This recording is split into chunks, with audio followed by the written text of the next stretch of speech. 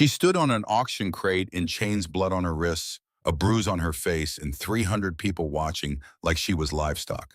When a man grabbed her hair to inspect what he was buying, she bit through his hand until he screamed. She did not wipe the blood from her lips. She wanted them to see it. But the man in the black hat who stepped forward next, he wasn't buying property. He was buying a war. But to understand how a woman in chains became the one holding the key that brought down the most powerful man in the Arizona Territory, we need to go back to the summer of 1885, when the heat had already killed 2 men before July even showed its face. The lock gave way with a sound like a bone breaking. Eliza Wren stood in the dark of Devil's Canyon with an iron key in her hand and the taste of dust on her tongue. Behind her, gunfire cracked the night open. Somewhere near the canyon mouth, men were shouting. Boots hit hard dirt. A horse screamed. She didn't turn around. The strongbox sat against the back wall of the stone building. Heavy black bolted to the floor like it had been expecting her. She knelt in front of it. Her hands were steady, steadier than they'd been in weeks, steadier than they had any right to be given what was happening outside. She turned the key. The second lock clicked open. Inside, land deeds, dozens of them. Names she recognized, names she didn't, forged signatures, backdated claims, and beneath them all a leather-bound ledger thick as a family Bible filled with the careful handwriting of a man who had kept records of every life he had stolen. She pulled the ledger out and held it in both hands. "This is everything," she breathed. A second gunshot split the air outside. Closer this time. She shoved the deeds into the saddlebag, pressed the ledger against her chest, and ran for the door. But to understand how a woman in chains became the one holding the key, we need to go back to Red Hollow, 3 weeks earlier, to a Sunday afternoon when the temperature hit 109 degrees and 300 people gathered in the town square to watch a woman be sold. The summer of 1885 had already buried 2 men in Red Hollow before July even showed its face. Heat didn't just settle on the Arizona Territory that year. It punished. It cracked the earth open and swallowed whatever hope folks tried to plant in the soil. Wells ran dry, cattle dropped where they stood. Even the rattlesnakes had the sense to stay underground. But it wasn't the heat that pulled 300 souls into the town square that Sunday. It was the woman on the crate. Eliza Wren stood on a wooden auction box beneath the sheriff's balcony, wrists bound with rusted chain, blood running slow from where the iron had chewed through skin. Her dress was torn at the shoulder. Dust had turned her dark hair the color of ash. A bruise darkened her left cheekbone, fresh, maybe 2 hours old, the kind of mark that comes from a fist that doesn't care who's watching. She did not look down. Not once. Sheriff Grady Loomis leaned against the railing above her with his thumbs hooked into his belt and tobacco juice staining his chin. He was the kind of man who wore a badge the way some men wore a hat, not because it meant something, but because it kept the fun off. "All right, folks," he called out. "You all know why we're here. This woman was caught stealing horses from Judge Slade's ranch. She's been living wild out in Devil's Canyon like some kind of animal. No husband, no family, no claim to nothing." He spat over the railing. Brown juice hit the dust 2 feet from Eliza's boots. "Territory law says she works off her debt or somebody pays it. Starting bid, $40. A murmur rolled through the crowd. Women pulled their children closer. Men exchanged glances, some hungry, some amused, some just curious enough to stand in the killing heat and watch what happened next. Eliza's jaw tightened. She scanned the faces below her the way a cornered wolf watches the dogs closing in. Not with fear, with calculation. Her eyes moved from face to face, measuring reading, cataloging every person who stood there, watching a woman in chains, and did nothing about it. 21 days. That was all anyone in the territory had been talking about for weeks. The circuit court was coming to Red Hollow. 21 days until Judge Harlan Slade's labor contracts, his land claims, his entire empire of paper and intimidation would be reviewed and stamped permanent by a federal magistrate too drunk or too bought to read the fine print. 21 days. And every one of them belonged to the man in the white suit standing at the edge of the crowd. $40, a man in a stained apron shouted from the left. The butcher. He grinned wide enough to show the gaps where teeth used to be. 40 fin, called another voice. Laughter broke out. Somewhere near the back, a woman whispered something sharp to her husband and pulled him away. A man near the front stepped forward, thick-necked, smelling of whiskey even in the open air. He reached up and grabbed a fistful of Eliza's hair, yanking her head sideways with the casual cruelty of a man inspecting livestock. "Let's see what we're buying, huh?" That was when she bit him. Not a warning, not a nip. She lunged like a rattlesnake and sank her teeth into the meat of his hand until blood sprayed across the auction crate. He screamed, stumbled backward, hit the dirt on his backside while the crowd gasped and pulled away like a wave retreating from a broken seawall. Eliza straightened up with blood on her lips. She did not wipe her mouth. She wanted every person in that square to see it. "She's rabid," someone yelled. "Chain her tighter. Somebody muzzle that girl."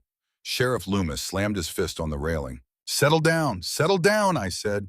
The square went loud and ugly. 300 voices, talking at once, shouting the sound of a crowd deciding what to do with something dangerous. Then a voice came from the back, calm, unhurried. The kind of voice that doesn't compete with noise because it doesn't need to. $50. Heads turned. The crowd parted the way water parts around a stone that isn't moving. The man who walked forward did it slow, deliberate, the walk of someone who had already decided something and wasn't interested in hearing opinions about it. He was 38 years old, built like a man who'd spent 2 decades arguing with the land and winning most of the time. Sun-darkened skin, a scar along his left jaw that he never talked about. Eyes the color of creek water after a storm. Gray, steady, unreadable. He wore a blue work shirt beneath a brown leather vest, both faded from years of sun and use. His hat was black. His boots were dusty, and his hands were the hands of a man who had built and repaired and held and let go of more things than most men could count in a lifetime. Colt Bridger stopped 10 feet from the crate. Eliza looked at him. Something moved across her face, not hope, not relief. Something sharper. The look of a woman reading a contract she hasn't been shown yet, searching for the clause that will cost her everything. $50 from Bridger, Sheriff Loomis announced, and there was something almost like relief in his voice. Having a respectable man in the bidding made the whole ugly business feel a shade less ugly. "Do I hear 75 is 75, Mom?" The voice came from a covered carriage parked at the eastern edge of the square. The door opened, and Judge Harlan Slade stepped down like a man arriving at a dinner party he was hosting. White linen suit, silver watch chain, boots polished to a mirror shine despite the dust. He was 52 years old and owned more of the Arizona territory than some men own thoughts in their own heads. He smiled at Eliza. She flinched. It was small, quick, the kind of flinch that most people wouldn't notice because they weren't looking for it. But Colt Bridger noticed. Something shifted behind his ribs. Something heavy locked into place like a rifle bolt sliding home. 75, Slade repeated, adjusting his shirt cuffs. "For the horse thief." "She ain't a horse thief," Colt said. Not arguing, stating. Slade's smile held. "The law says different, Bridger." "The law's standing right up there with tobacco on his chin. Forgive me if I ain't overwhelmed." Nervous laughter scattered through the crowd. Slade's eyes went cold. $100. Colt didn't blink. 150. The crowd inhaled. That was more than most men in Red Hollow made in 3 months. More than a good horse. More than some of the buildings lining the square. Slade studied Colt the way a man studies a fence he's deciding whether to go through or around. Calculating. Patient. "You don't want this trouble, Bridger." "Didn't say I wanted it. Said I'd pay for it." 200. Eliza's chains clinked as she shifted on the crate. Her eyes moved between the two men, and she understood exactly what was happening. She was territory. Whoever paid more didn't get a woman. They got a weapon or a problem depending on which side of the fence they were standing on. Colt reached into his coat, pulled out a leather wallet, and counted bills without hurrying. 250. The town square went dead silent. Even Sheriff Loomis's jaw went slack. Slade's face did not change, but his left hand curled into a fist at his side. A small thing. A dangerous thing. "Sold," Loomis said quickly before Slade could counter. "To Colt Bridger, 250. Slade stood perfectly still for 3 heartbeats. Then he looked at Eliza, really looked at her. And the expression on his face was not anger. It was something colder than anger, something that had patience built into the foundation. "This isn't over." He tipped his hat, turned, walked back to his carriage without another word. The crowd began to break apart, muttering, whispering, already turning the morning into a story they'd tell for years. Colt climbed onto the crate. Eliza pulled back chains, rattling, teeth bared. "Easy," he said, low, the way you'd talk to a horse that had been beaten too many times and had every reason to kick the next hand that reached for it. "I'm just getting these off you." He took the key from the deputy, who handed it over without meeting anyone's eyes, and unlocked the shackles. The iron fell away. Eliza stared at her wrists, raw, swollen, free. She looked up at him. "What do you want?" Her voice was rough, dry. She hadn't had water in a long time. "Nothing." "Liar." He almost smiled. "Almost. Fair enough. I want you off that crate and onto solid ground. After that, you decide for yourself." "Decide what?" "Whether you want to walk away or eat something first." She blinked. Whatever she had been expecting from the man who'd just paid $250 for her, that wasn't it. She had been preparing for conditions. Terms.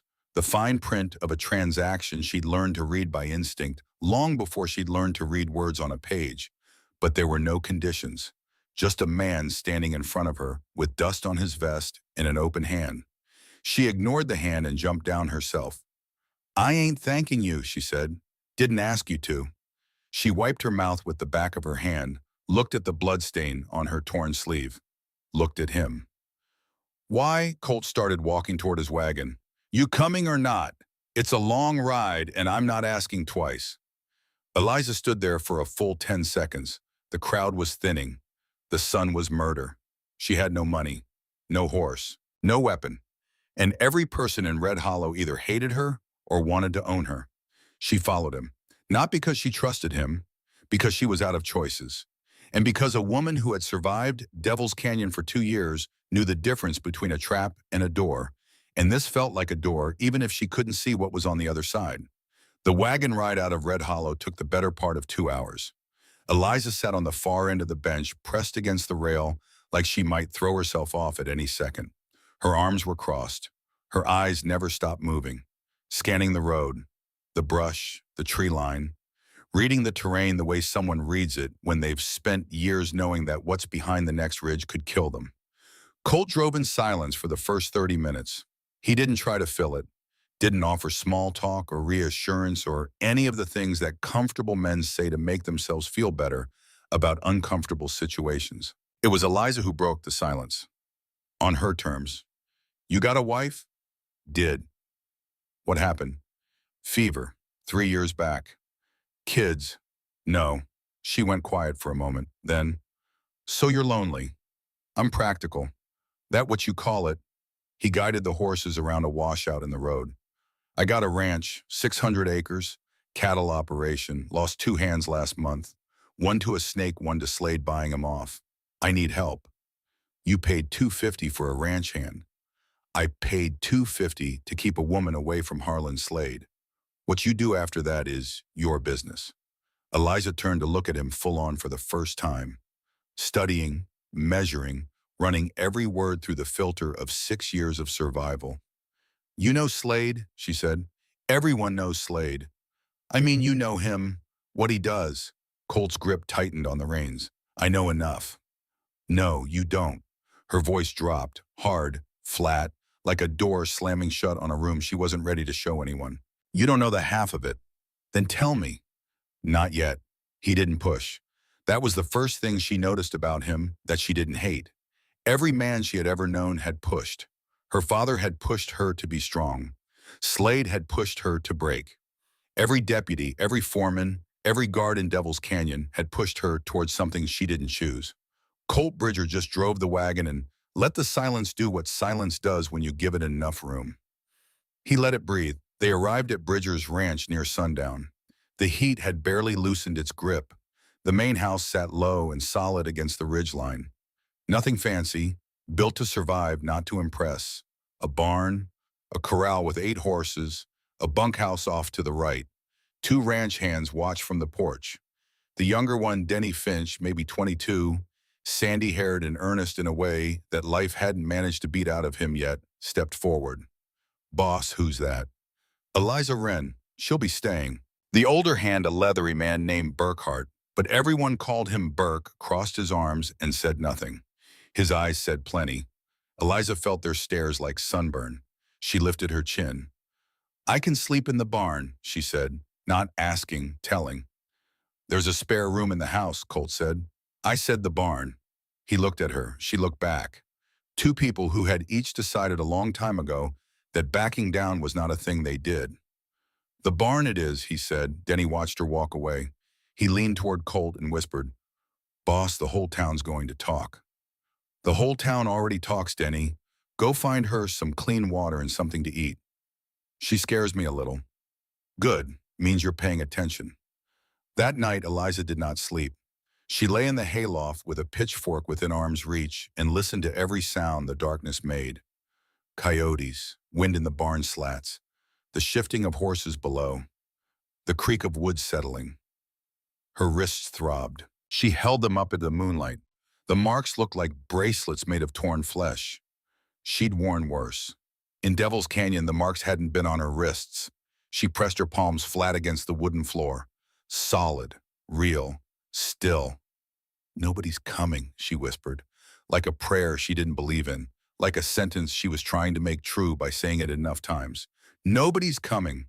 But her hands stayed on the pitchfork, and her eyes stayed on the barn door.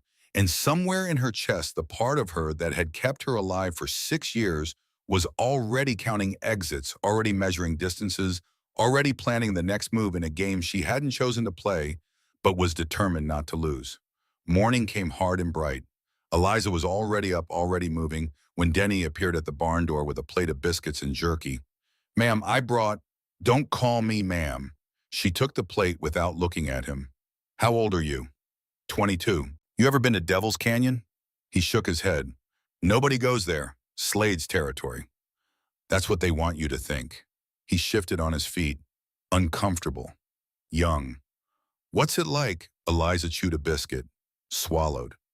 "You ever see a place where people disappear and nobody asks where they went?" Denny went pale. "That's what it's like." She handed back the plate, half the food untouched. "Tell Bridger I'll work, but I ain't property. I earn my keep or I leave. Those are my terms." "Yes, Ma, yes, I'll tell him." He practically ran back to the house. Eliza watched him go. Something that might have been amusement crossed her face. Or maybe pity. Hard to tell with a woman whose face had learned to keep its secrets. By noon, she had surprised every man on that ranch. She rode like she'd been born in the saddle, which she nearly had. She roped cleaner than Burke. She read the cattle's movement the way some people read weather, instinctively with her whole body, as if the land itself was speaking a language she'd learned before she could walk. Burke watched from the fence, his opinion of her rearranging itself against his will.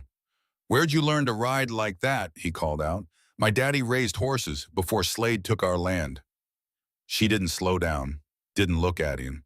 "I was breaking colts when you were still figuring out which end of a horse to feed." Denny snorted. Burke glared at him. But he didn't argue because she was right, and everybody standing near that fence knew it. That evening, Colt found her at the water trough scrubbing dust from her arms. The raw skin on her wrist made him stop. "I got salve in the house," he said, "for those." "I'll live, so." "Didn't say you wouldn't. Said I got salve." She looked at him. That same suspicious, searching look she gave everyone, reading a contract for hidden clauses. "Why are you doing this, Bridger?" "Doing what?" "Being decent. What's the angle?" He leaned against the fence post. "My wife Annie. She came from nothing. Family lost everything in the panic of '73. She showed up at my door looking for work. Half-starved. Proud as hell. Wouldn't take charity. Wouldn't take pity. Made me earn every inch of her trust." He paused. The evening light caught the scar on his jaw. "Best woman I ever knew. And she taught me something." "What?" "That people who've been broken don't need fixing. They need room." Eliza's throat worked. She turned back to the water trough. "Your wife sounds like she was too good for you." She was. For the first time since Red Hollow, something in Eliza's armor cracked. Just a hairline fracture. Barely visible. But it was there. The tiniest opening in a wall that had taken 6 years to build. 3 days passed. Eliza worked like she was trying to outrun something that didn't have legs. Dawn to dark. never complained, never asked for more than she needed. But she watched. She watched the road into the ranch like she was expecting company she didn't want. She checked the tree line every evening. She slept with that pitchfork every night. And she did something else, quietly, without telling anyone.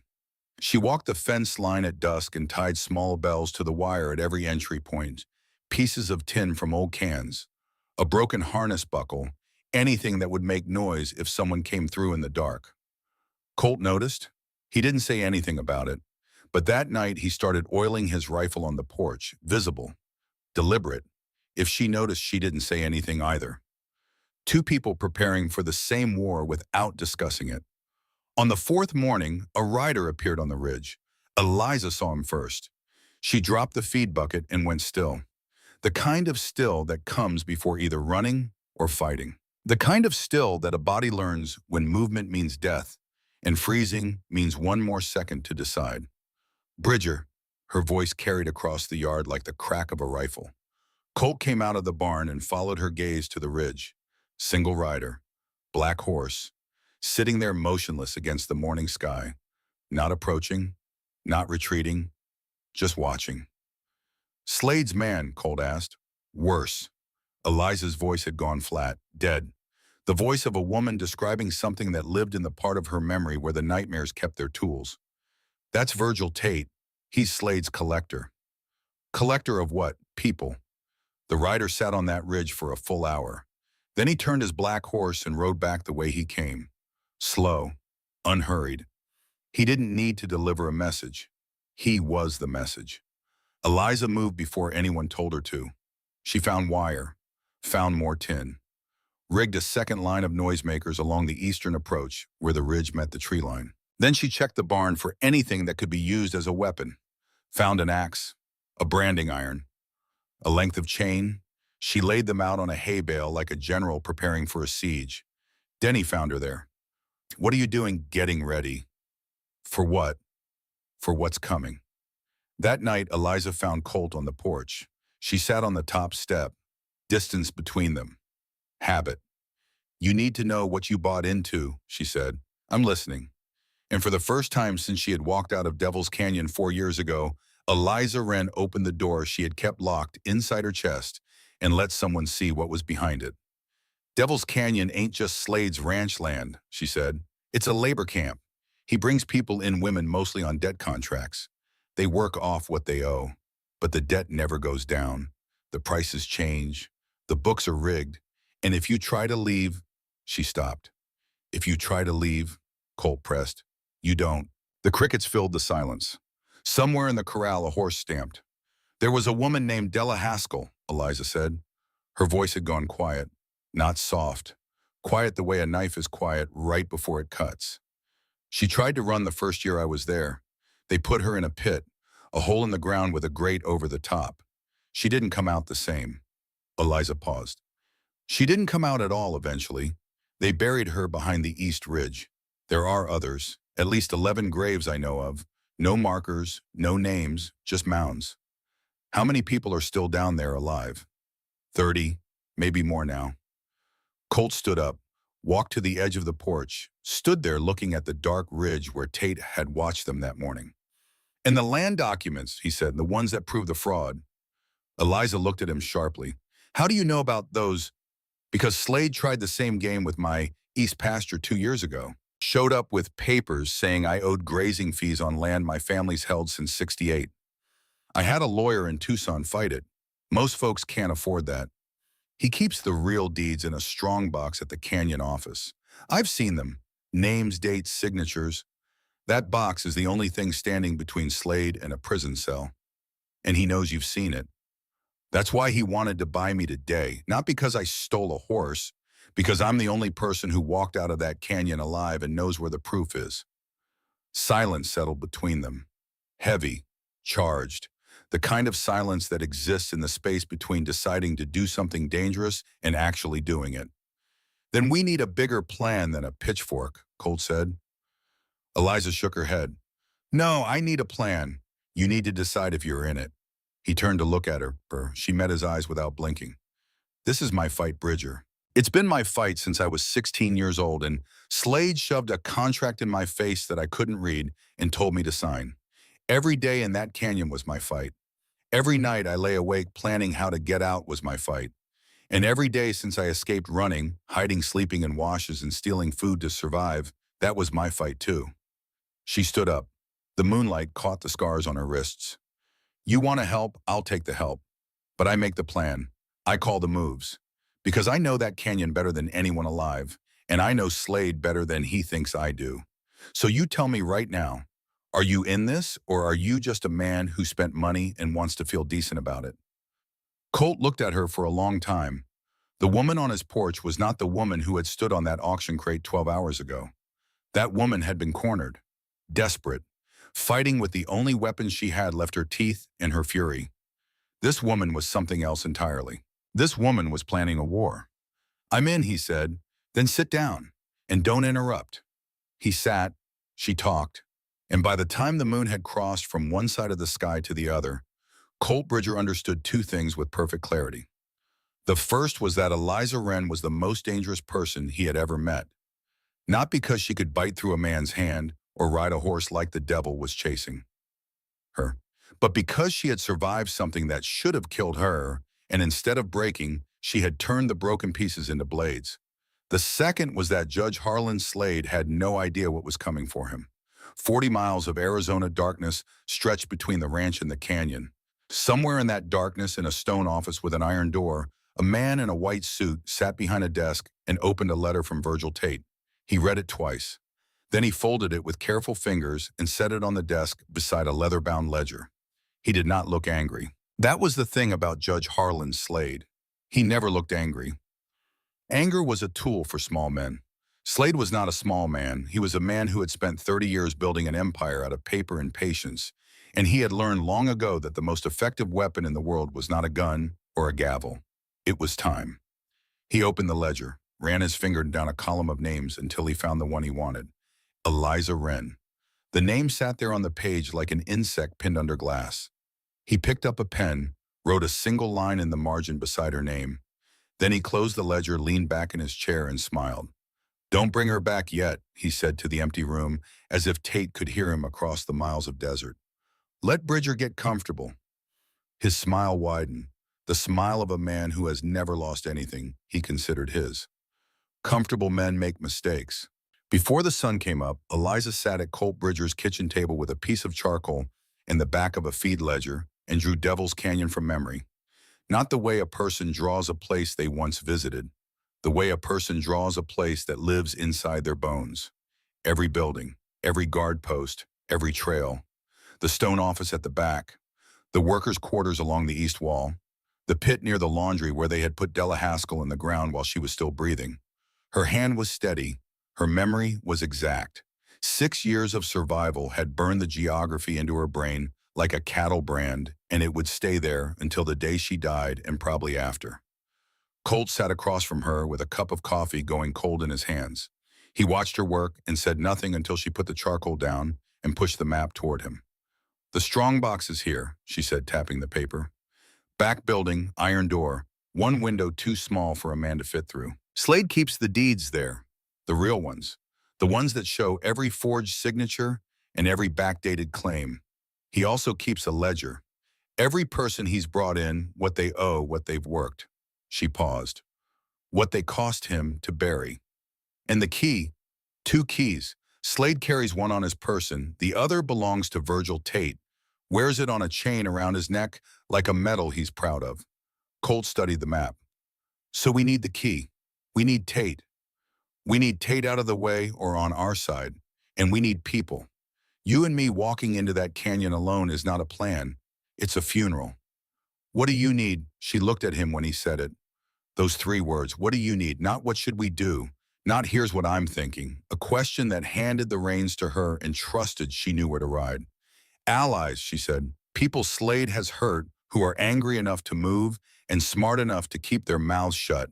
And a way to get the evidence to someone in Tucson who can act on it before Slade's circuit court makes everything permanent. I know 2 people. Farrell Hobbs lost 80 acres to Slade 2 years back through the same paper game. Man hasn't slept right since. And Nora Hadley, widow, ran her dead husband's cattle operation alone after Slade dammed the creek that fed her grazing land. Half her herd died last spring. Eliza's eyes narrowed. Hobbs, he ever bend for Slade, ever take a deal, ever look the other way? Never. Hadley. Her husband spent the last year of his life fighting that dam. The stress took him faster than the cancer. Nora doesn't forget, and she doesn't forgive. Eliza nodded once. Hard. Then called them. Colt sent Denny out within the hour, 2 rides. Hobbs first, then Hadley. Tell them what happened. Tell them Eliza Wren is alive and has information that could end Harlan Slade. Tell nobody else. After Denny rode out, Eliza stood at the corral fence and watched the horses move in the early light. She gripped the top rail with both hands and held on like the ground was trying to throw her. It came without warning, the way it always did, the sound of crying in the dark, muffled, coming from underground. She was 17 again, lying on a straw mat in the workers' quarters of Devil's Canyon, listening to the sound rise through the floorboards of the earth itself. She knew what the sound was. Everyone knew. Della Haskell had tried to run 3 days earlier, and Virgil Tate had caught her at the canyon mouth and put her in the pit. Eliza had waited until the guards changed at midnight. Then she had crawled on her belly through the laundry yard across 40 feet of open ground to the edge of the hole. The grate was iron, heavy, padlocked. She had looked down and seen Della lying at the bottom, eyes closed, lips cracked white. Skin burned the color of old brick from 3 days of sun beating through the grate. Eliza had reached her hand through the bars, stretched until her shoulder screamed. Her fingers had come within 6 inches of Della's face. 6 inches. She could not close the distance, could not reach her, could not do anything except lie on her stomach in the dirt and listen to a woman die by inches while the stars wheeled overhead and the guards drank coffee 30 yards away. The next morning, the pit was empty. No one spoke about it. You learn fast in Devil's Canyon not to speak about the things that happen in the dark. You learn that silence was not agreement.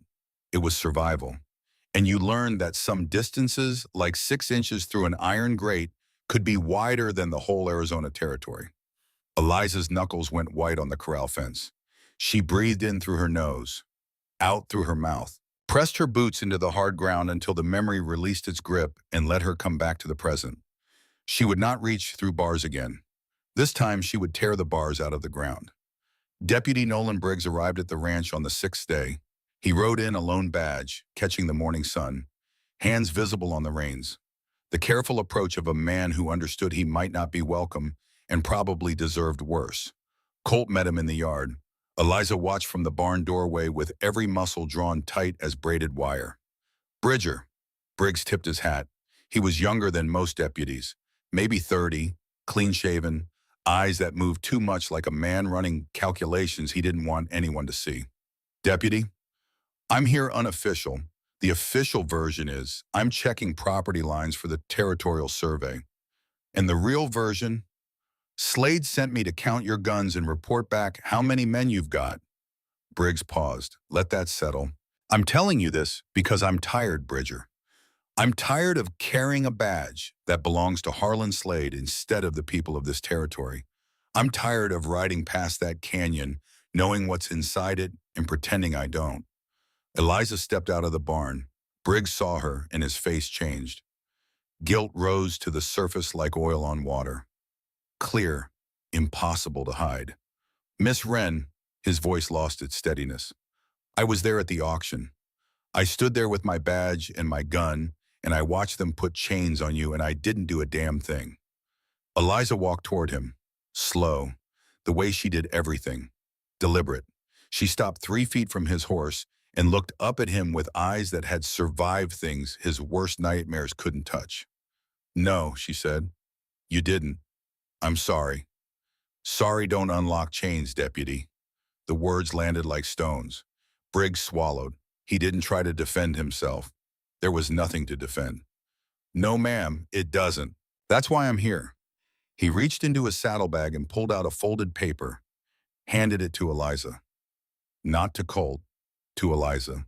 That's a copy of a warrant Judge Slade is having drawn up through Magistrate Pruitt. I took it off his desk last night. It's not signed yet. You've got maybe 6 days.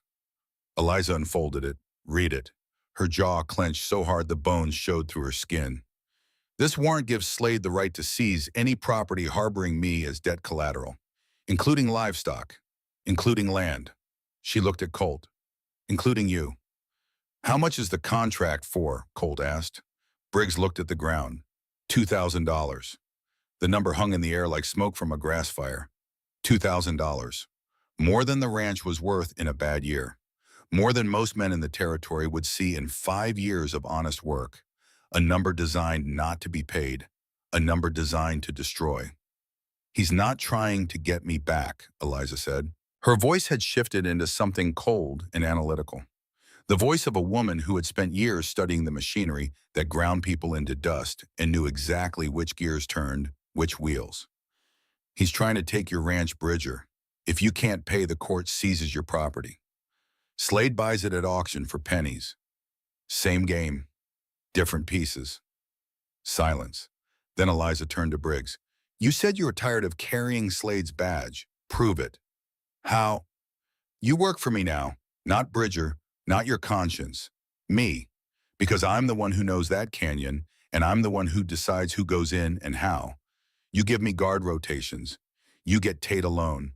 You feed Slade whatever he wants to hear until I say otherwise. Can you do that? Briggs looked at her, at the scars on her wrists, at the iron in her eyes, at the woman who had stood on an auction crate in chains 6 days ago and was now commanding a deputy of the Arizona Territory like a general deploying troops. Yes, ma'am. Good. 6 days. We use every one of them. He rode out. Eliza watched until the dust settled. Then she turned to Colt. We need to move the timeline up. Slade's not going to wait for Pruitt's signature. He's going to bleed you first. Fence, cattle, water. He'll make it so expensive to keep this ranch running that you'll hand me over just to survive. That's not going to happen.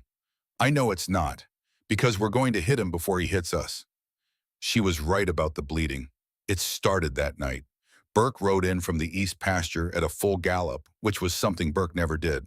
Burke moved through the world at the speed of a man who had seen enough to know that hurrying rarely helped and usually made things worse. Bridger, he pulled up hard, horse lathered. East fence, cut clean through, 30 head of cattle pushed onto Slade's grazing land. Colt's face went tight. When, last night, tracks say 3, maybe 4 riders. They steal 30 head just to steal them. Burke shook his head. They push them onto Slade's land. You understand, if our cattle are on his grass, he files a claim. Says we owe grazing fees. Same play he ran on the Hobbs Ranch. Same play he ran on the Hadley place before that. Eliza appeared in the barn doorway. She had heard everything. That's how it starts, she said. Her voice was steady, but her knuckles were white around the stall post. He doesn't come at you head on. He bleeds you slow. A fence here, cattle there, then a bill, then a lien.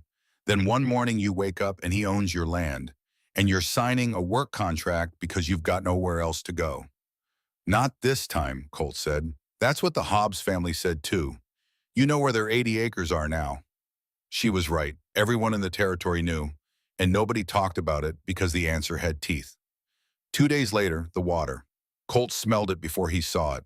A chemical burn in the air that hit his nostrils from 20 feet away and made his eyes water. 3 dead cattle lay around the south water tank, bloated, tongues black, flies already building cities on the carcasses. Eliza pushed past him and knelt by the water's edge. She didn't need to test it. She knew the smell the way a soldier knows the smell of gunpowder. Arsenic, she said. Slade used the same thing on the Hadley herd last spring. Poisons the water, kills the stock, then offers to buy the failing ranch at a discount. How much did we lose? 3 here. Burke says 2 more down by the creek that aren't moving right. 5 head in one night, Bridger. For a ranch already running thin, it was a blow that landed in the ribs. Colt stood over his dead cattle and made a sound that lives somewhere between fury and exhaustion. The sound of a man who has spent his life building something and is watching someone take it apart piece by piece with the patience of a man dismantling a clock. Eliza touched his arm. It was the first time she had voluntarily touched him since arriving. Her hand rested there for maybe 2 seconds. Then she pulled it back, like she had surprised herself.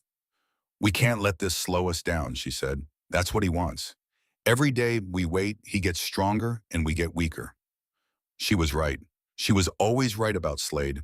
She had spent 2 years studying the man who held her cage, learning his patterns, his rhythms, the machinery of his cruelty. And she had come out the other side, not broken, but sharpened like a blade that had been heated past what any blade should endure and had somehow held its edge. And then they lost Burke. It happened 2 nights before the planned raid. Burke had taken the late watch on the south perimeter. He was methodical about it, walked the fence line with his rifle and a lantern checking the bells Eliza had strung, reading the ground for fresh tracks the way he'd done for 40 years of ranch work. He found 3 men at the southeast gate, Slade's men, cutting wire, 2 horses tied to a mesquite tree. They had come to cut more fence scatter, more cattle bleed the ranch one more night, closer to death. Burke could have turned around, ridden back to the house, raised the alarm. Nobody would have blamed him. He was 60 years old and outnumbered 3-1 in the dark. But Burke knew what was happening at that ranch. He knew about the plan. He knew about the canyon. And he knew that if those 3 men finished their work and rode back to Slade, they might carry with them some piece of information, some observation, some detail about the ranch's preparations that would give the whole thing away. So Burke raised his rifle and stepped into the lantern light and said the words that would be the last important words he ever spoke. You boys are on the wrong side of a fence that ain't yours to cut. The gunfire was over in 8 seconds. Burke dropped 2 of them. The third put a bullet through his stomach before Burke's return shot sent the man spinning into the dirt. Colt and Eliza reached him at the same time. He was sitting against a fence post with his hands pressed over his belly and blood running between his fingers, dark and steady. His rifle lay across his legs. His hat had fallen off, and without it, he looked old in a way that the hat had always hidden. Denny ran for bandages. Colt knelt beside him, but Burke wasn't looking at Colt. He was looking at Eliza. I owe you something, he said. His voice was thin but clear. Don't talk. Save your strength. Ain't got strength to save. He coughed, blood on his lips. When you got here, I figured you were trouble. I was wrong. You ain't trouble. Trouble found you. There's a difference. Eliza's eyes burned. She grabbed his hand and held it. Hard. Now you listen to me, girl. Burke squeezed back with what he had left. Don't you dare waste this by turning back. I didn't take a bullet so you could hesitate. You go into that canyon and you finish what you started. You hear me? I hear you. Swear it. I swear it, Burke. He nodded. Something in his face released. Not pain. Something older than pain. The tension of a man who had been holding on until he was sure the thing he was holding on for was going to be all right. That's good, he said. That's real good. He died before the sky turned gray. They wrapped him in a blanket and laid him in the barn. Denny stood over the body with his hat in his hands and tears running down his face and did not make a sound. Eliza walked out of the barn and stood in the yard and looked at the dark ridge and did not move for a long time. When Colt came out, she spoke without turning around. We go tonight. We said 2 more days, Hobbs and Hadley. Slade sent men to our fence, 3 of them. 1 got away wounded, but he got away. By tomorrow morning, Slade will know his men didn't come back. He'll know something went wrong. He'll tighten security at the canyon. We have tonight or we have nothing. Colt looked at the barn where Burke lay, looked at Eliza standing in the dark with her back straight and her fists clenched at her sides in grief and fury running through her like twin rivers feeding the same flood. I'll send Denny to ride for Hobbs and Hadley right now. Tell them midnight, Mesa Trail, no lanterns, no questions. Somewhere in the darkness between the ranch and Devil's Canyon, in a stone office with an iron door, Judge Harlan Slade sat alone. The desk was clean, the ledger was closed.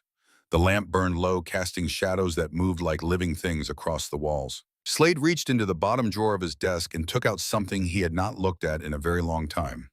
A photograph, small, yellowed at the edges. The image showed a boy, maybe 12 years old, standing in front of the mouth of a copper mine. The boy was thin in a way that went past hunger into something structural, as if his body had been built from materials that were never meant to hold a person's weight. His clothes were too large. His eyes were too old. His hands hung at his sides like tools that had already been used past their purpose. Slade looked at the photograph for a long time. His thumb traced the edge of the image. Then he put it back in the drawer and closed it. He picked up his pen and wrote a single instruction on a piece of paper. File the warrant, $2,000. He folded the paper, sealed it, and set it on the desk for Tate to collect in the morning. Then he turned the lamp down and sat in the dark and listened to the silence of his canyon. 30 people sleeping in bunks they could not leave. 11 graves behind the East Ridge that nobody would ever find. An empire of paper and debt and fear that had taken him 3 decades to build, and that depended entirely on one thing remaining true, that nobody would ever come for what was his.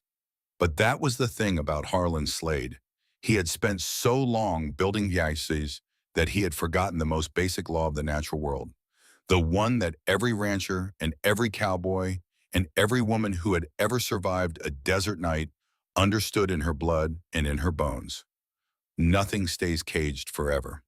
At 9 o'clock that evening, Eliza was alone in the barn, checking gear when she heard footsteps that did not belong to anyone on the ranch. She grabbed the pitchfork. Virgil Tate walked through the barn door, alone, hands raised, no weapon visible. "Don't stick me with that thing," he said. "I'm here to talk." Eliza did not lower the pitchfork. The iron tines pointed at his chest, steady as a compass needle finding north. "You've got 30 seconds. Tate was 45, lean, nervous in the way of men who survive by reading rooms and adjusting to whatever the room requires. Not brave, not evil, adaptive. The kind of man who becomes whatever the most powerful person near him needs him to be and hates himself for it in the hours between midnight and dawn. "Slade knows you're coming," he said.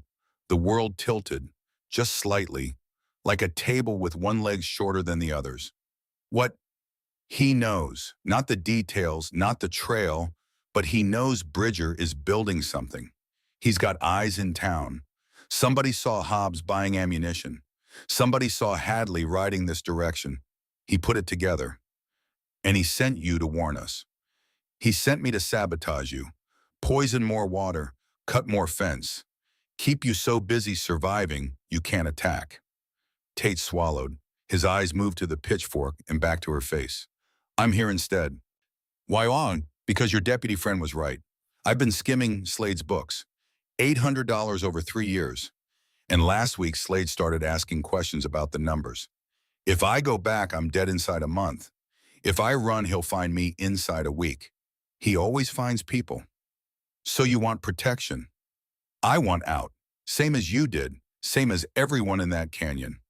Eliza's arms ached from holding the pitchfork level. Not from fatigue, from the effort of not driving it through his sweat. "You kept me in that canyon for 2 years, she said. Her voice was low and made of something harder than iron. "You locked the gate. You stood guard while Della was in that pit. You watched her die. And you didn't do a single thing." Tate's face crumbled. Not an act, Eliza could tell. 6 years of reading men's faces for lies had made her an instrument of precision. She could separate performed guilt from the real thing, the way a jeweler separates glass from diamond. "And this was real. I know what I did," he said, "and I know saying sorry is about as useful as spit in a wildfire." He reached into his shirt and pulled out a chain. On the end of it hung a key. Iron, heavy. "Strongbox key. I'm giving it to you. Not for money, not for a deal, because those 30 people in that canyon are running out of time, and I'm tired of being the lock on their cage." He held it out. The key swung in the lamplight, turning slow. Eliza stared at it. 3 inches of iron that could bring down the most powerful man in the Arizona Territory.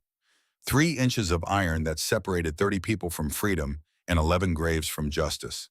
She snatched it from his hands so fast he flinched. "Bridger," she called out, "get in here, now." Colt appeared in the barn door within seconds, rifle up.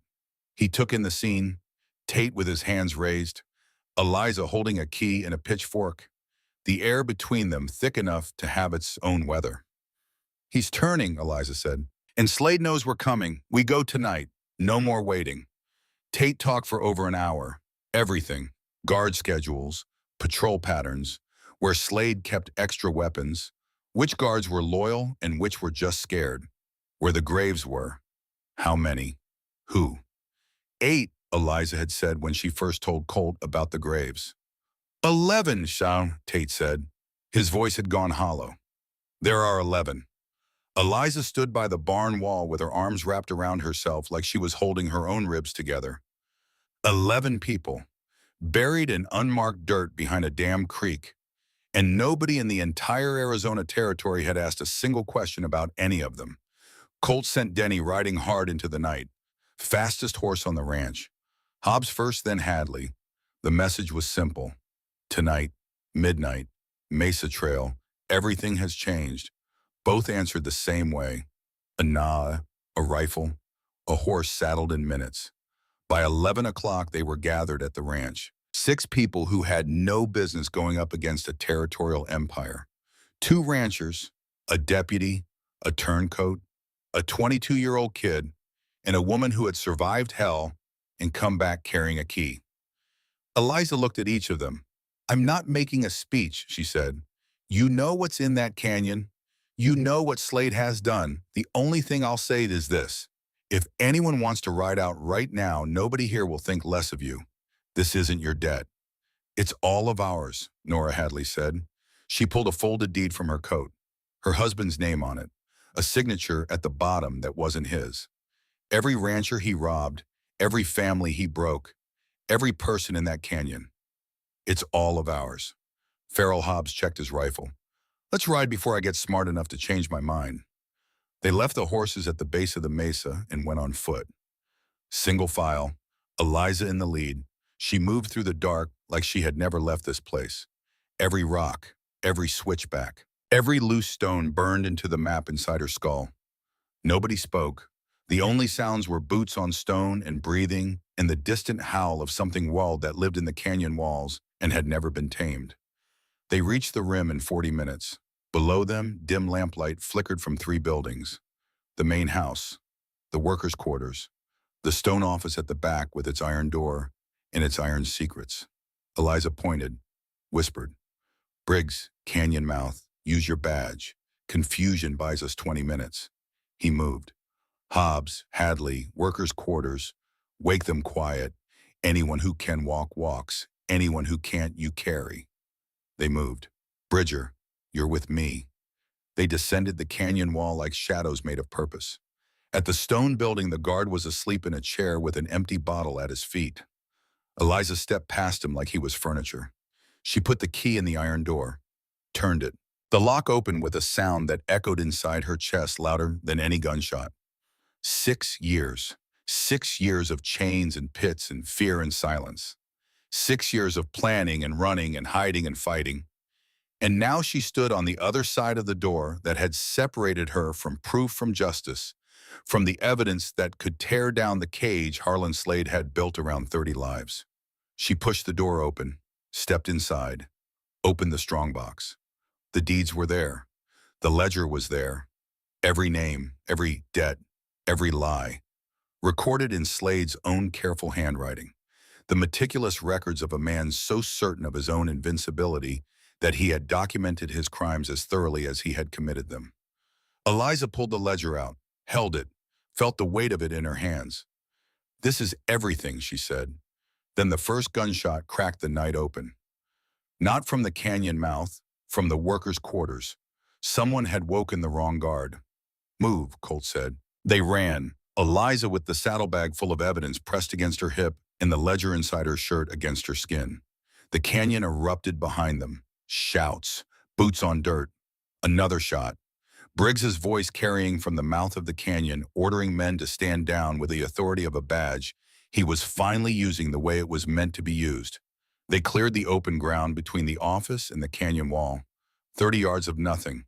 30 yards where a bullet could find them and end everything. A voice behind them. Cold. Familiar. "Stop right there." Harlan Slade stood in the doorway of the main house. White shirt, suspenders, a revolver in his hand. He looked at Eliza the way he had looked at her across the auction square. The way he had always looked at her, and like she was a line item in a ledger that refused to balance. "Eliza Wren, you just don't learn." She turned, faced him, the saddlebag on her shoulder, the key still around her neck. "I learned plenty from you, Slade. I learned that men who build cages always forget to check for rust. Put the bag down, girl. This is your last chance." She ain't alone, Colt said. He stepped up beside her. Not in front, beside, where a partner stands.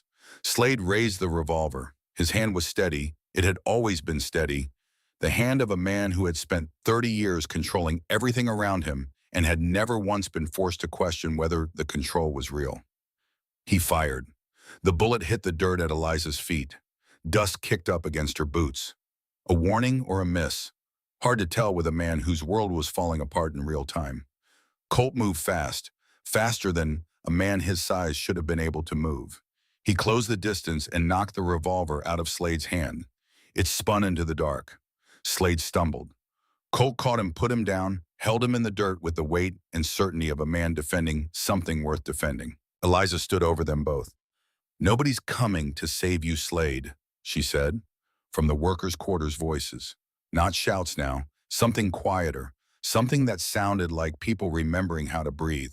They came out one by one, thin, blinking, stumbling into the open air like creatures emerging from underground after a long winter.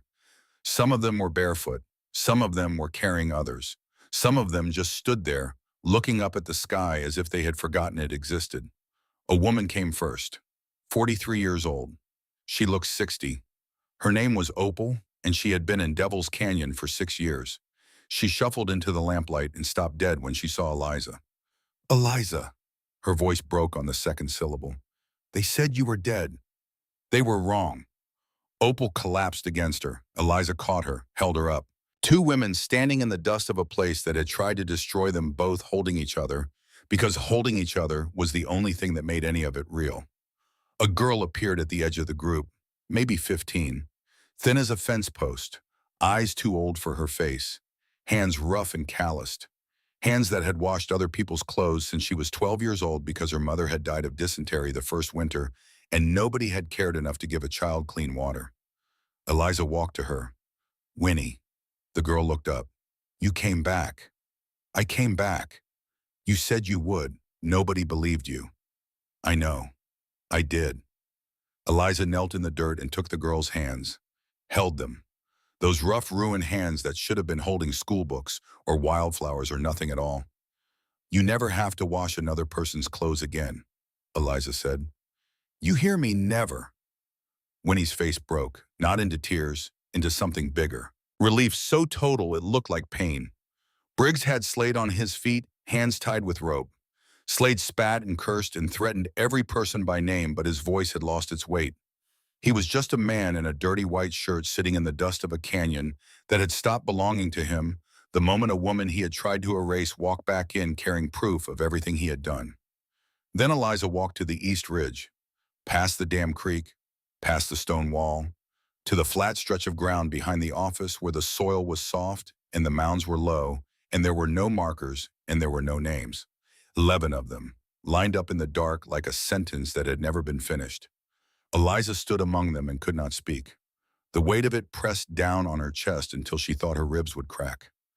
Della was here, second from the left. She knew because she had watched them carry the body from the pit through the laundry yard window, and she had not been able to do anything except watch. Colt stood beside her.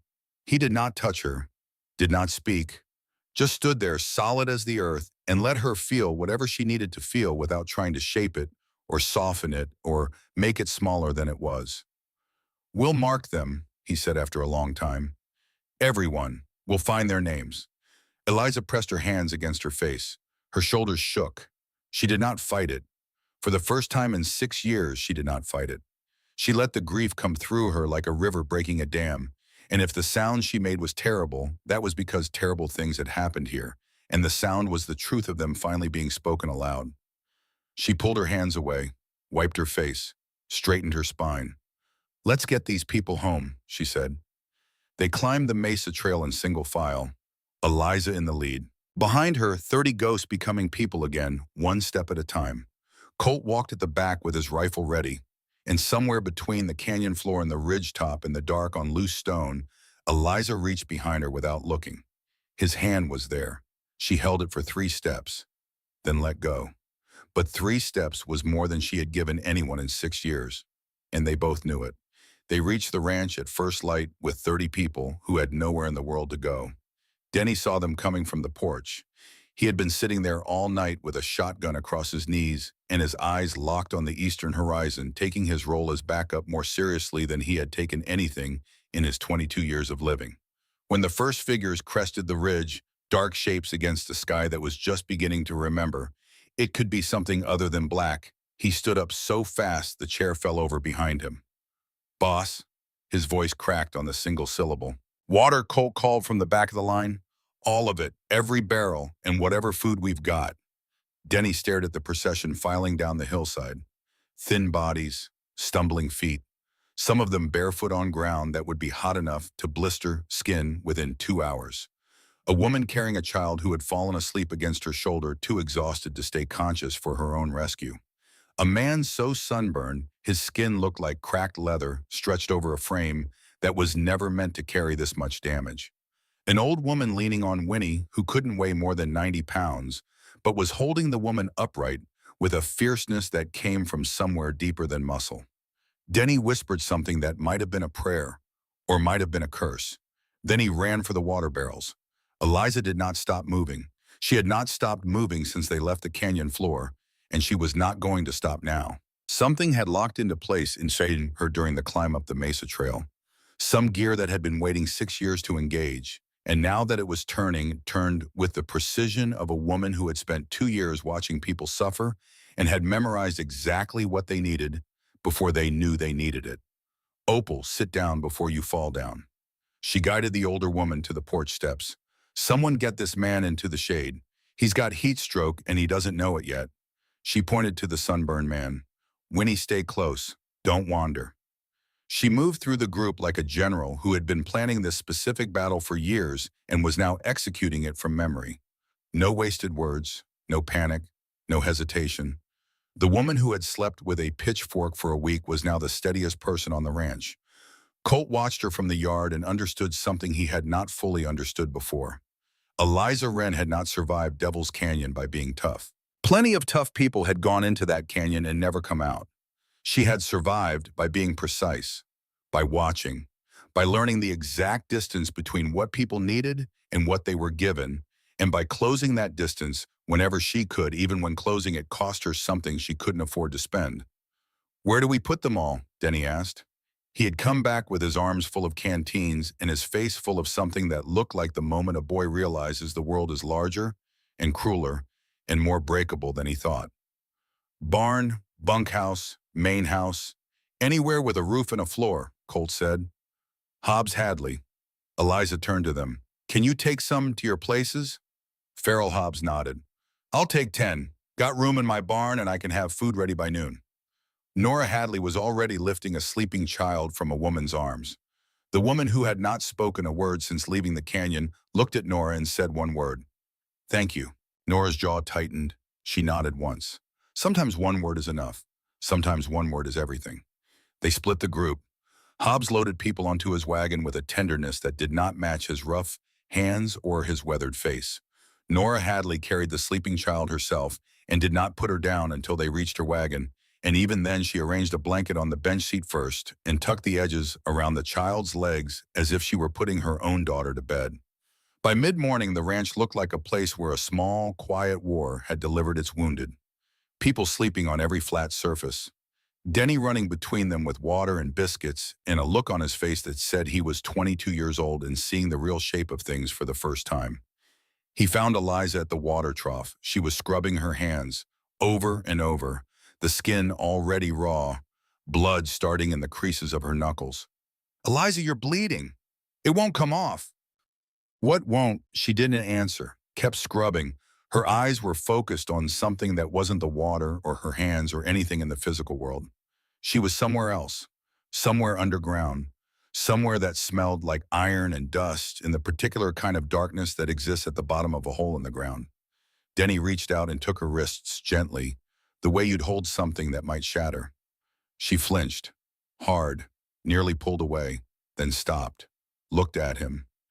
It's canyon dust, she said. Her voice was distant. I can still feel it. You're not there anymore. I know that. Do you? The simplicity of the question cut through something that cleverness couldn't have touched. Eliza looked at the pin who had been afraid of her the first day she arrived and was now holding her wrists with the careful hands of someone who had decided that being afraid of something was not a good enough reason to leave it alone.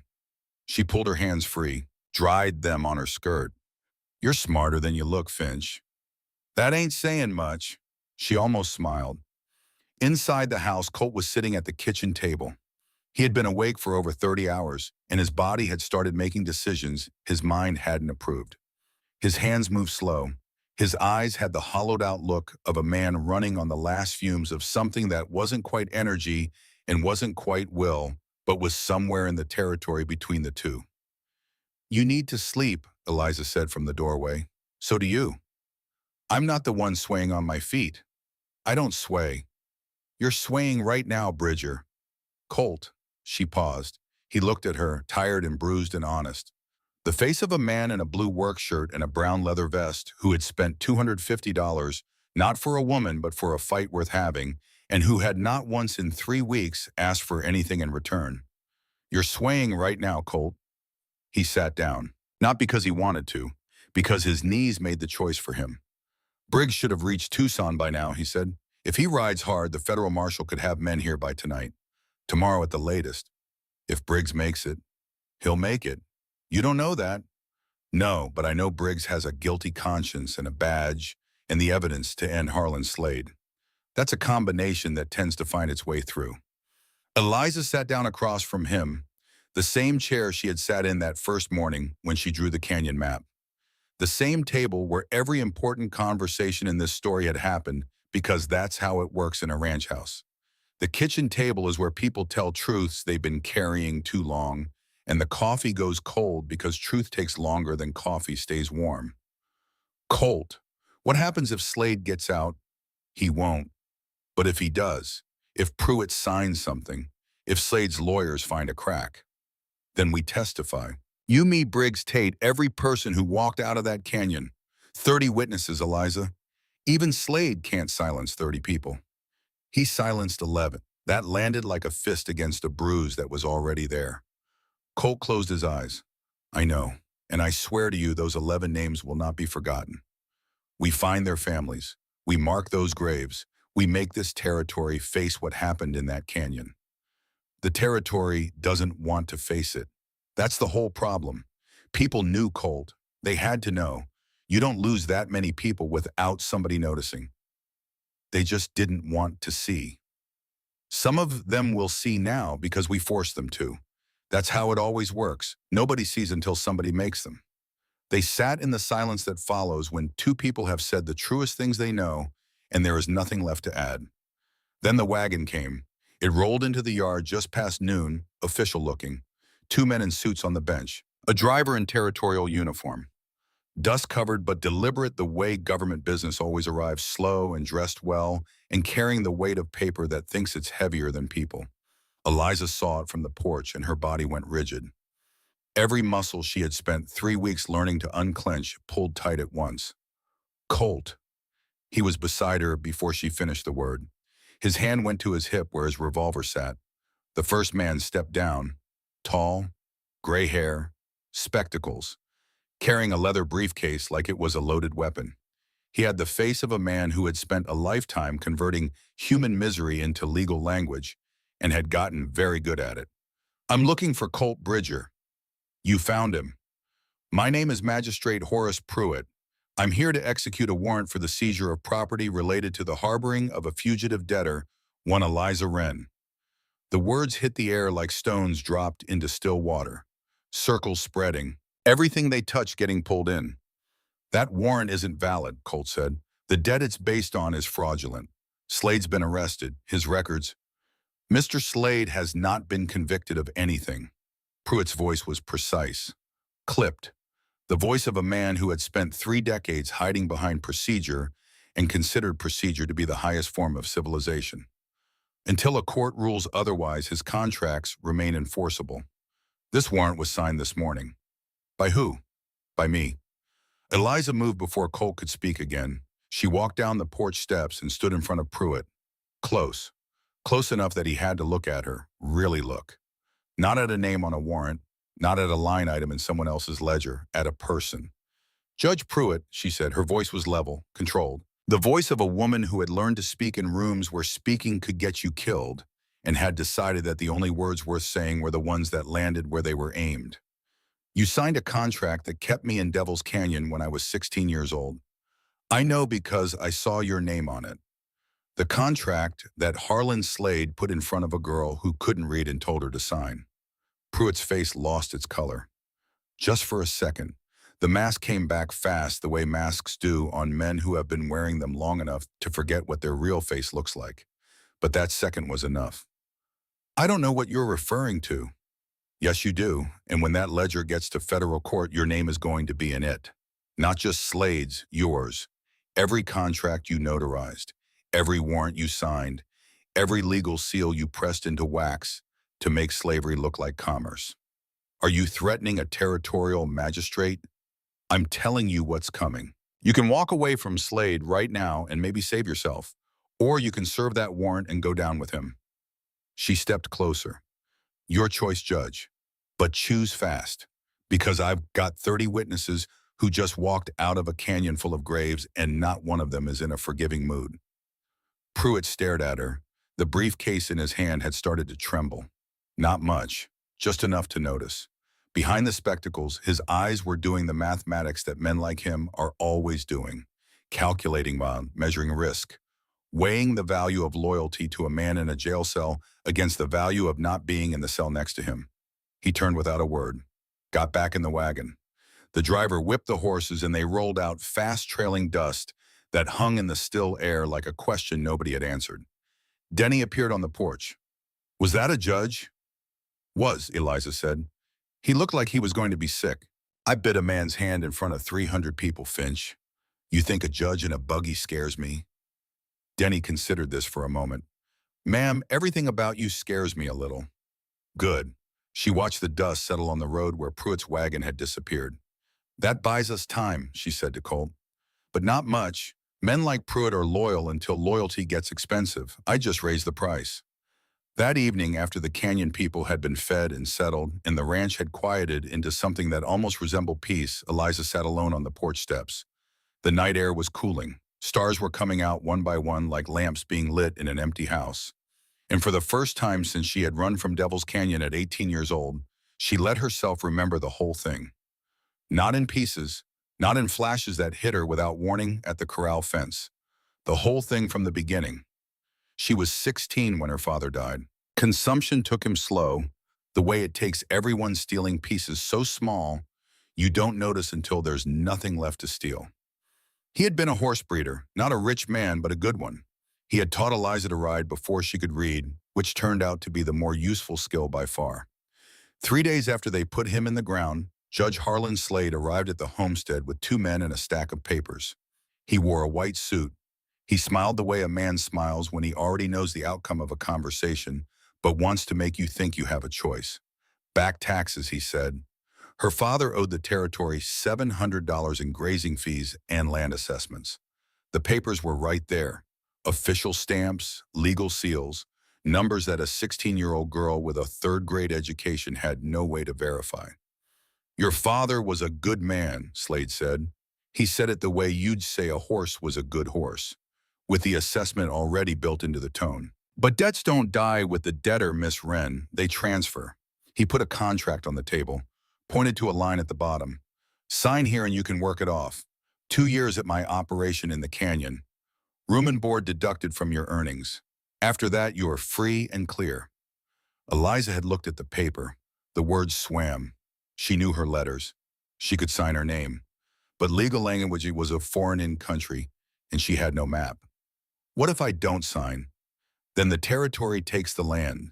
You have no family to take you in, no trade, no money. Where would you go? She had signed, her hand shaking, the pen leaving a mark that looked like a child's drawing of her name. She was 16 years old, and she had just signed away 2 years of her life to a man whose smile never reached his eyes. The 2 years never ended. The debt went up. New charges appeared. Room cost more than they'd said. Board cost more than they'd said. Tools she was required to use were added to her balance. Breakages she didn't cause were assigned to her account. And the books were kept in the stone office behind the iron door, and nobody was allowed to see them except Slade and Virgil Tate.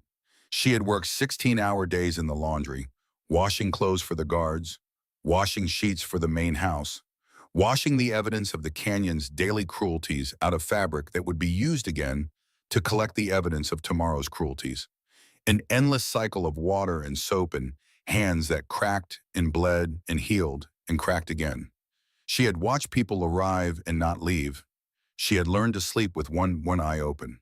She had learned which guards could be avoided and which could not. She had learned that the most dangerous sound in Devil's Canyon was not shouting or gunfire or the metallic clang of the pit grate being lifted. It was silence. Because silence meant someone had stopped fighting, and in that canyon stopping meant dying. On the night she escaped, she was 18 years old. She had stolen a horse from the East Corral at 2 in the morning while the guards were changing shift, and she had ridden 3 days without stopping. She ate what she could find, drank from creeks, slept in dry washes with one hand on a rock because it was the closest thing to a weapon she had. On the 3rd morning, she reached the top of the mesa and looked back at the canyon one last time. Lamplight flickered in the buildings below. 30 people were still inside those walls. She could see the workers' quarters, the stone office, the flat ground behind the east ridge where the mounds were. She turned away. Tears ran down her face, but she did not stop the horse. She could not go back. She was one person. She was 18 years old. She had nothing. She rode north and told herself that someday she would come back for them. She did not believe it when she said it. It was the kind of thing a person says to make leaving bearable. A promise made to the dark that the dark doesn't hold you to. But Eliza held herself to it. For 4 years running and hiding and surviving, she held herself to it. And now she was sitting on a porch in the warm Arizona night with 30 people sleeping under roofs she had helped put them under, and the promise had been kept. She pressed her palms flat against her knees until her hands stopped shaking. Then she went inside. The rider came at midnight. Denny heard the hoofbeats first. He had not left the porch since the canyon people arrived. Shotgun across his knees, eyes on the dark. Someone coming, single horse, riding hard. Colt was out the door with his rifle. Eliza right behind him. The horse was blown, lathered and heaving. The rider came out of the saddle more falling than dismounting and hit the ground on legs that had nothing left in them. His face was cut. His shirt was torn at the shoulder, one eye swollen shut and turning the color of a thunderhead. Nolan Briggs. Made it, he said, and then his legs gave out. Colt caught him before he hit the dirt. Federal marshals, Briggs gasped. 6 of them, riding from Tucson. They'll be here by dawn. What happened to your face? Slade's lawyer sent 3 men after me on the road. Caught me at Willow Creek Crossing. He held up a hand. The knuckles were split and swollen. Didn't get away clean, but I got away. And the ledger's safe. Marshall has it. He read the first 3 pages and started using language his secretary had to close the windows for. Eliza grabbed his arm. He's acting on it. For real. When a federal marshal reads proof of debt slavery and land fraud in 11 unmarked graves, ma'am, he doesn't file a complaint. He saddles his horse. The warrant Pruitt. Marshall voided it before I left Tucson. Said any judge who signed warrants for Slade would answer to the federal court personally. Pruitt's going to get a very unpleasant visit by the end of the week. Eliza sat down on the porch step. Just sat down, like every wire that had been holding her upright for 3 weeks had been cut at the same time and her body was finally allowed to obey gravity. Colt sat beside her. It's over, she said. The fighting part is. The hard part comes next. What's the hard part? Figuring out who you are when you're not fighting anymore. She looked at him in the lamplight. His face was tired and cut and honest, in wearing the same blue shirt under the same brown vest he'd been wearing the day he walked through a crowd of 300 people and bit on a woman he didn't know because he recognized something in the way she flinched. I don't know who that person is, she said. The one who's not fighting. That's all right, you've got time now. I've never had time before. You do now. The dust cloud appeared on the road from Tucson just as the sky turned from black to gray to the first thin line of gold along the eastern ridge. 6 riders, federal badges catching the early light, pushing hard toward Red Hollow. Eliza stood up and walked down to meet them with her back straight and her chin high and her hands for the first time in as long as she could remember still. In the territorial jail in Tucson, Harlan Slade sat on a cot in a cell that was smaller than his office closet. His white shirt had gone gray. The collar was limp. His suit hung on a hook on the wall, the only personal item they had allowed him to keep, and for the first time in 30 years, he did not reach for it in the morning. He sat in his shirt sleeves and stared at the wall and listened to sounds he had never had to listen to before. Other men's boots, other men's keys, other men's authority moving through the corridors of a building that was not his, that did not answer to him, that did not care what his name was, or how much land he owned, or how many contracts bore his signature. His attorney came at noon with papers to sign. Slade picked up the pen. His hand shook. He stared at it, the hand that had signed hundreds of forged deeds, hundreds of labor contracts, hundreds of documents that had turned free people into property and property into power. That hand had never shaken, not once in 30 years of building an empire on paper and patience, and the particular kind of cruelty that wears a white suit and smiles while it works. It was shaking now. "Get me Pruitt," he said. The attorney looked at the floor. "Pruitt won't answer, Judge. He's not returning messages. Word is he's already packed a bag." Slade set the pen down on the table. He did not pick it up again. He sat in his cell and looked at his hand and tried to make it stop shaking by force of will, the way he had always made things happen by force of will. But will doesn't work the same way when the walls are on the wrong side, when the lock is on the other side of the door, when the person holding the key is a 22-year-old woman who couldn't read when you put a contract in front of her, but who can read now, and who read every word of every page that you were too arrogant to burn. Outside the cell window, the sun crossed the Arizona sky the same way it always had. It did not care about Harlan Slade. It had never cared about Harlan Slade. It had only ever cared about the land, and the land was still there, and it would be there long after every name in every ledger had been forgotten. The morning of the trial, Eliza stood in front of the small mirror in the spare room and could not button her collar. Her hands would not cooperate. They shook like leaves in a wind that wasn't blowing. She had faced Harlan Slade in the dark, with a saddlebag full of stolen evidence, and her hands had been steady. She had bitten a man's hand in front of 300 people, and her hands had been steady. She had stood over 11 unmarked graves and wept, and her hands had been steady enough to wipe her own face and walk away.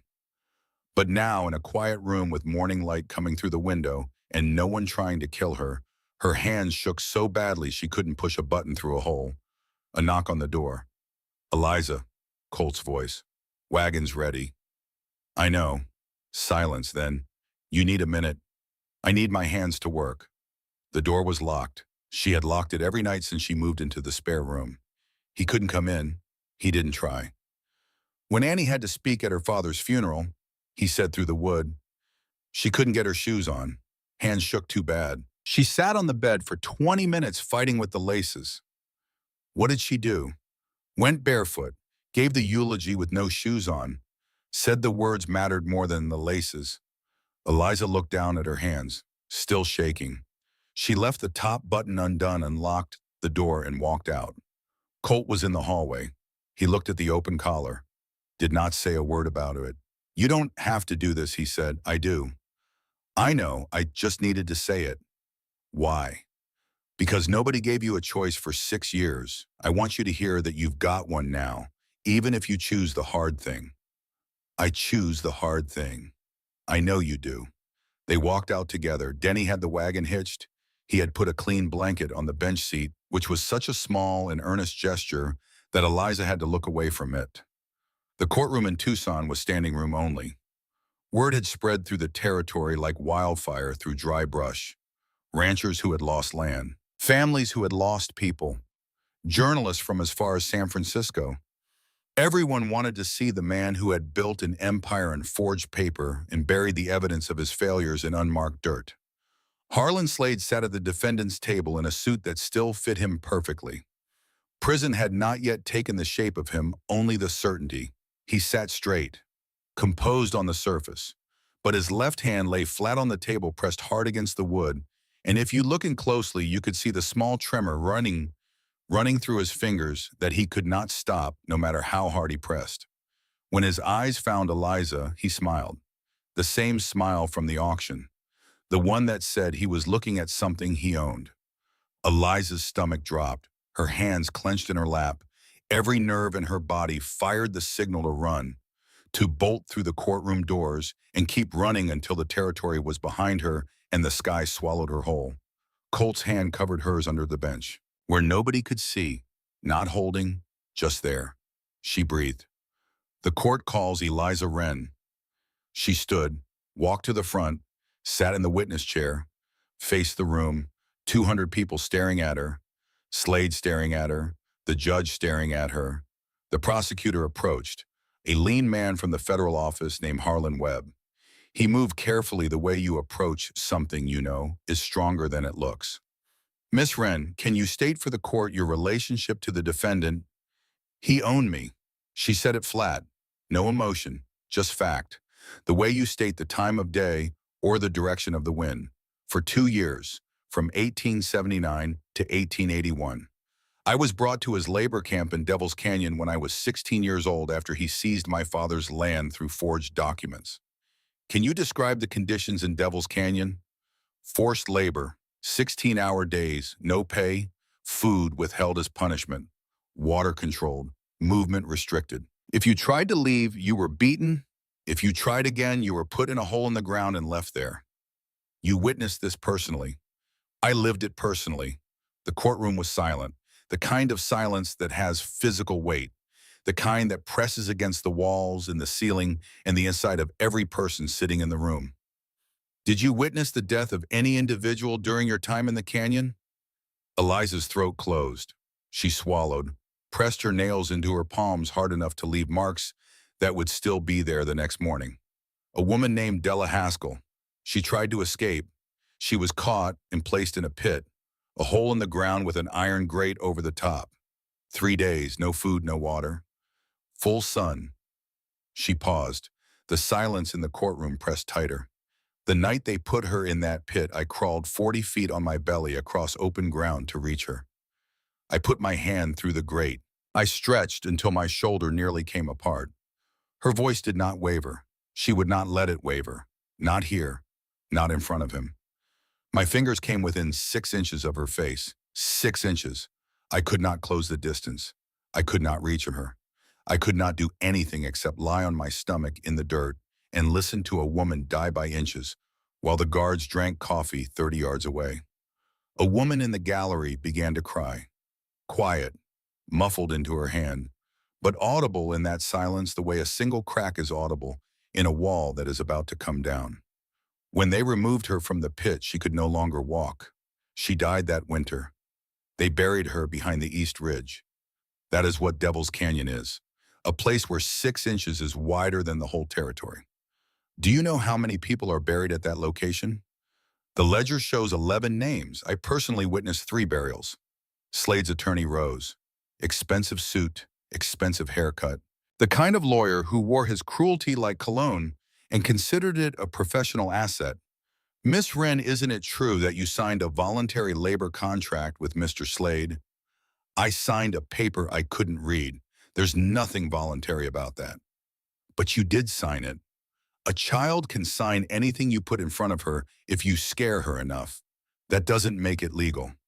You stole a horse from Mr. Slade's property. I took a horse to escape a prison camp.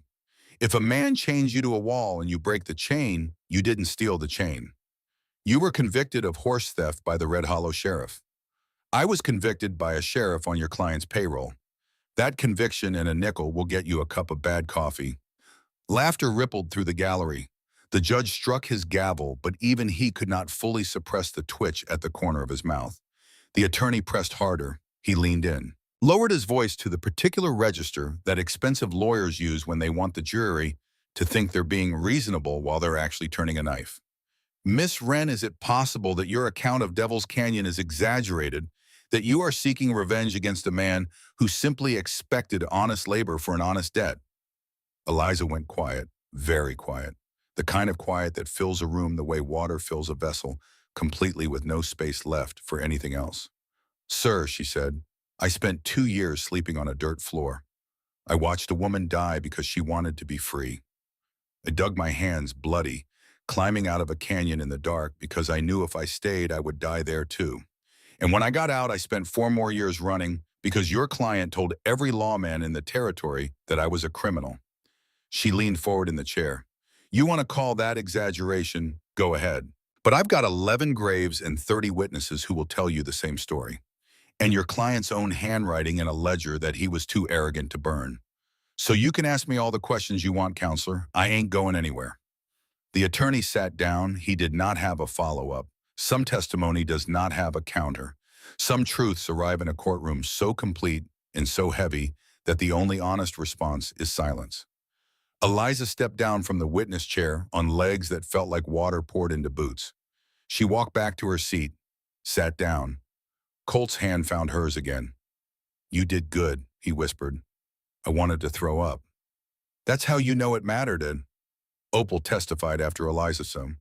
Then Winnie, who sat in the witness chair looking small and too young, and told the court in a voice that barely carried past the first row what it was like to wash clothes for the men who had let her mother die. Then three others whose names Eliza knew from bunks and work lines and whispered conversations after lights out. Each one told the same story, different details, same truth. The truth of a place that had existed for years in the dark while the territory looked the other way. By the end of the first week, the San Francisco Chronicle had sent a second reporter. The territorial governor issued a statement. Slade's composure cracked on the third day and crumbled by the fifth. His suit still fit, but the man inside it had gotten smaller. You could see it in the way he sat, the way his shoulders drew in, the way his eyes stopped calculating and started staring at the table in front of him like a man watching his own reflection drown. Then the marshals found the second ledger. They had gone to Slade's residence in Red Hollow to collect additional evidence. Kicked the door in. Slade's attorney had tried to block them with a stack of legal papers, and the lead marshal had walked through them like they were made of smoke.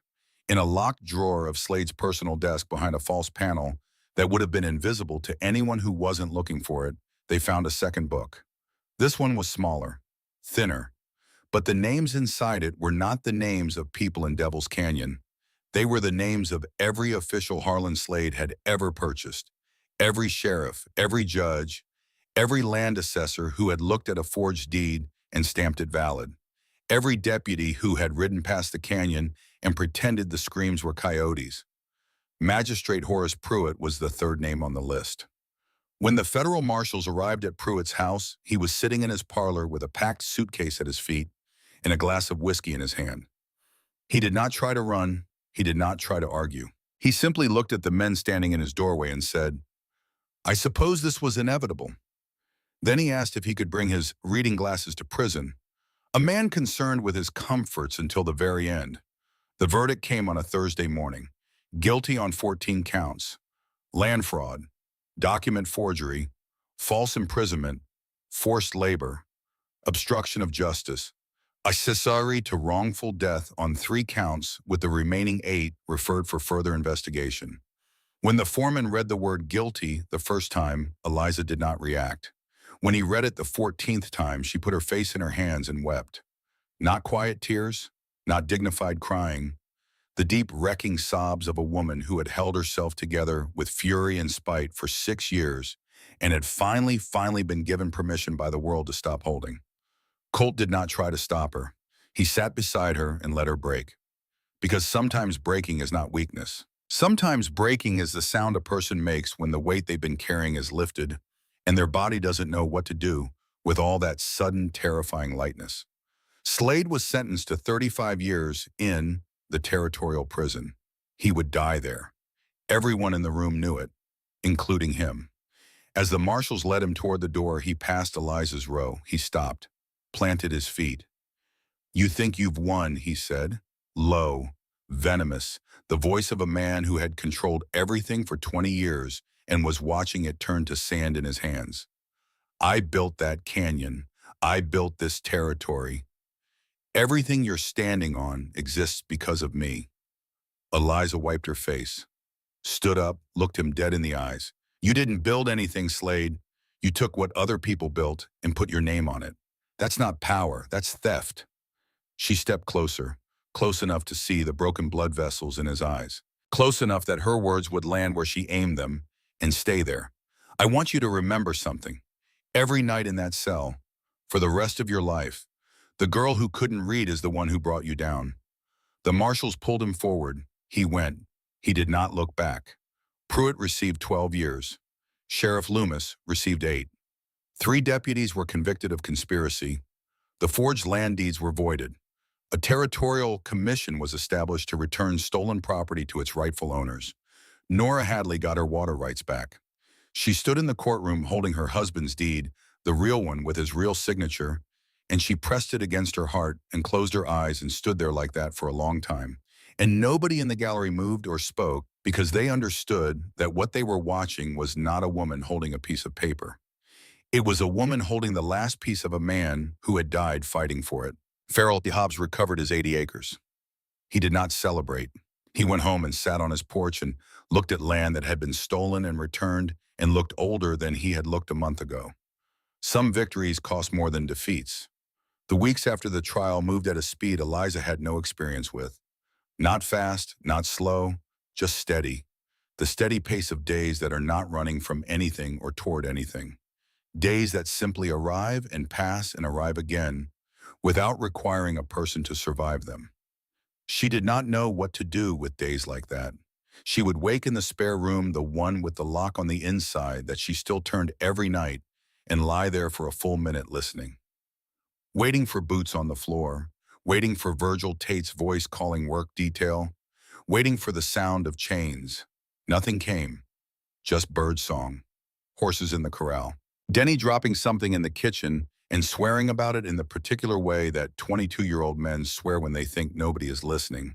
She would get up, get dressed, open the door. And every morning Colt's coffee was on the table. Not brought to her, not presented, just there. Like it had always been there.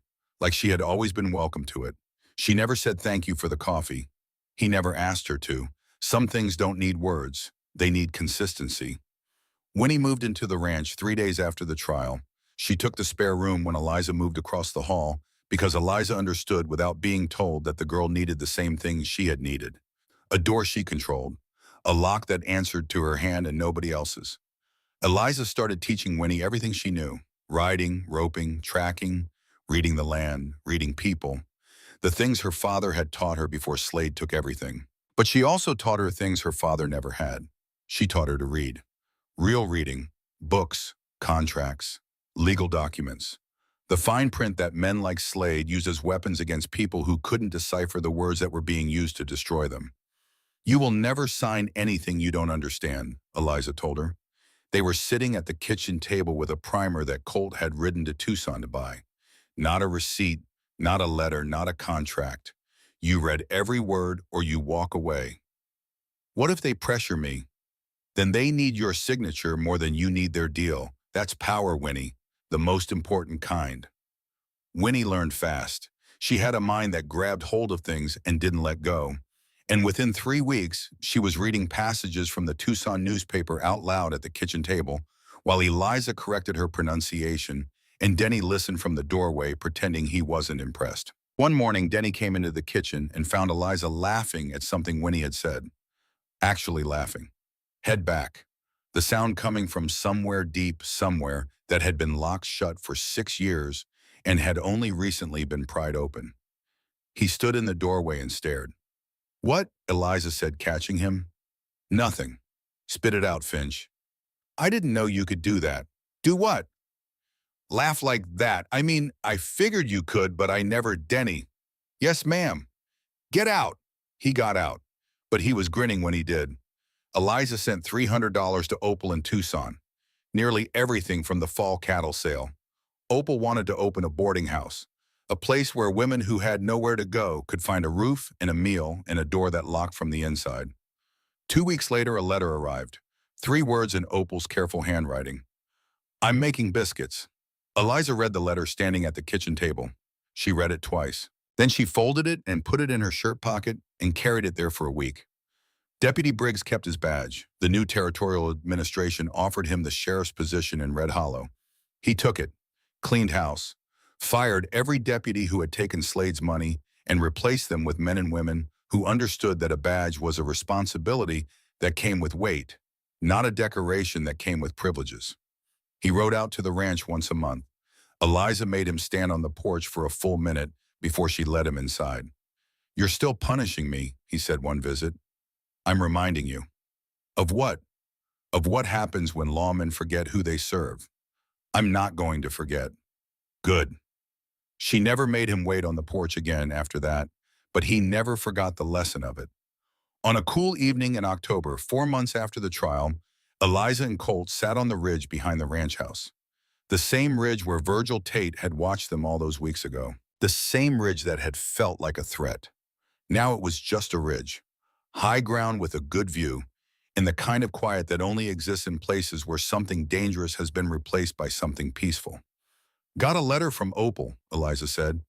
"How's the boarding house?" "Full. She needs more beds." "That's a good problem." "She wants to name it after Della, the Haskell house." Colt was quiet for a moment. "That's right," he said. "That's exactly right." They sat in the silence that exists between two people who have been through something together and don't need to fill every moment with sound to prove they're still connected. "Colt," Eliza, "I need to say something, and I need you to not make it into a bigger thing than it is." "All right, I trust you." 3 words, small words, the kind of words people say every day without thinking about what they carry. But from a woman who had been chained and sold and caged and buried alive by every person who had ever asked for her trust, those 3 words were an act of courage greater than anything that had happened in Devil's Canyon. Greater than biting a man's hand in front of 300 people. Greater than walking back into the canyon she had barely survived. Greater than standing in a courtroom and telling the truth to a room full of strangers while the man who had stolen her childhood smiled at her from 10 feet away. Trust, after everything, given freely, given whole. Colt didn't make it into a bigger thing than it was. "I know," he said. "How?" "Because you stopped sleeping with him for a pitchfork." She stared at him, then she laughed. That deep laugh, the one Denny had stared at, the one that came from somewhere real and sounded like a door that had been nailed shut for years finally swinging open. "You noticed that. I notice everything about you, Eliza. I just don't mention most of it because you'd hit me. I might still hit you. I'll risk it." She reached over and took his hand.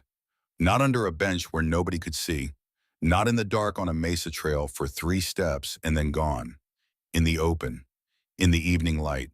Where anyone looking could see two people choosing each other, not because one of them needed saving, but because both of them needed standing beside. Later that night, after Colt had gone inside and the ranch had settled into the sounds of evening, Eliza walked to the kitchen table. She reached into her shirt and took out the iron key, the one that had opened the strong box, the one she had worn around her neck every day since the canyon, the one she used to lock her bedroom door every night. She set it on the table. It sat there in the lamplight, small and dark and no longer necessary. A key without a lock, a weapon without a war. From down the hall, Winnie's voice. Quiet. The voice of a girl who still sometimes woke in the dark and forgot where she was. "Nobody's coming tonight." Eliza walked to her door, opened it, looked at the girl sitting up in bed with the moonlight on her face and the last traces of a nightmare fading from her eyes. "Nobody's coming, honey," Eliza said. "Not anymore." The words settled over the room like a blanket laid down gently. The same words she had whispered in a hayloft 3 weeks ago, shaking, gripping a pitchfork, praying to a God she wasn't sure she believed in, that the darkness wouldn't deliver the things it had always delivered before. The same words, a different woman saying them, a woman who had stopped running and started building, who had stopped surviving and started choosing, who had gone back into the deepest hole the world had ever dug for her and had come out carrying not just evidence, but people. 30 of them, alive. Nobody's coming. Not anymore. That winter, Eliza Wren rode the boundary of 600 acres that bore her name alongside Colt Bridgers on the deed. She rode with Winnie at her side and Denny behind them, grumbling about the cold in the way that young men grumble when they want you to know they're tough enough to endure it. She rode past the fence line she had repaired herself, past the water tank that had been poisoned and rebuilt, past the south pasture where new cattle grazed on land that nobody would ever steal again. She rode with her back straight and her chin high and her hands steady on the reins. Not rescued, not owned, not broken, chosen, choosing, free. And if the wind that crossed the Arizona territory that evening carried something in it, some whisper from a woman named Annie, who had once gone barefoot to a funeral because the words mattered more than the laces, well, nobody said so out loud. But Eliza smiled like she heard it, and she rode on.